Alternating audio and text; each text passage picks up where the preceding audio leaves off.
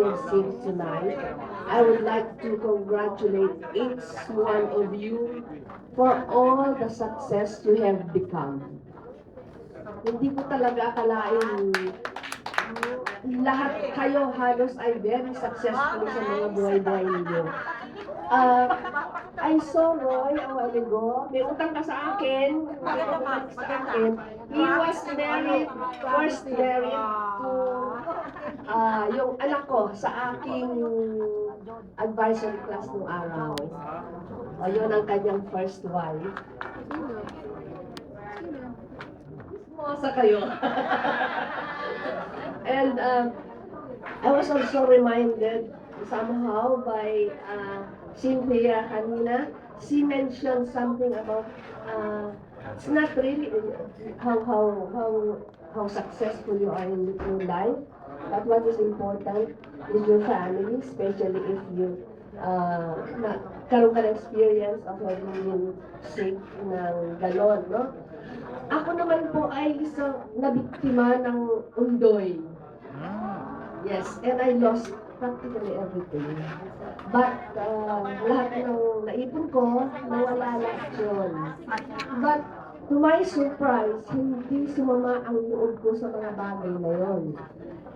Iniyakan ko yung mga pictures na painstakingly ay ginawa ko since birth ng aking mga tatlong mga anak. Doon ako umiyak. Pero yung lahat na nawala sa akin, hindi ko iniyakan yun. Meron lang realization na lumaki sa akin sa mga panahon yun, na ang material na bagay pala ay baliwala. Wala pala yun. It's useless. Walang kakwenta-kwenta ang anumang bagay na material.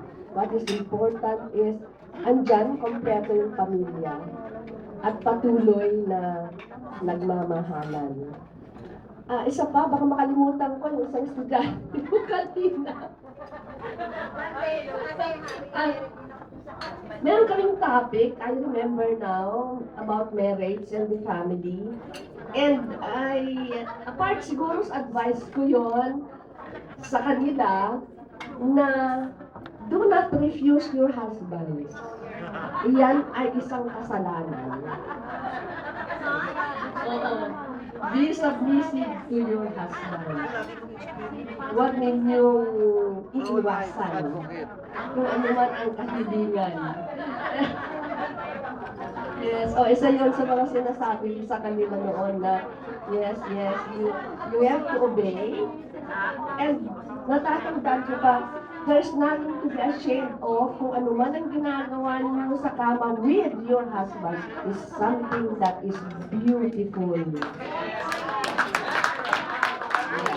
Ay, natatandaan ko. Again, my congratulations to each one of you because you might have had closed your curtains sa Casa Perez High School when you graduated, yet naging very successful kayo sa buhay niyo. Sana magpatuloy pa ito habang buhay. Thank you so much.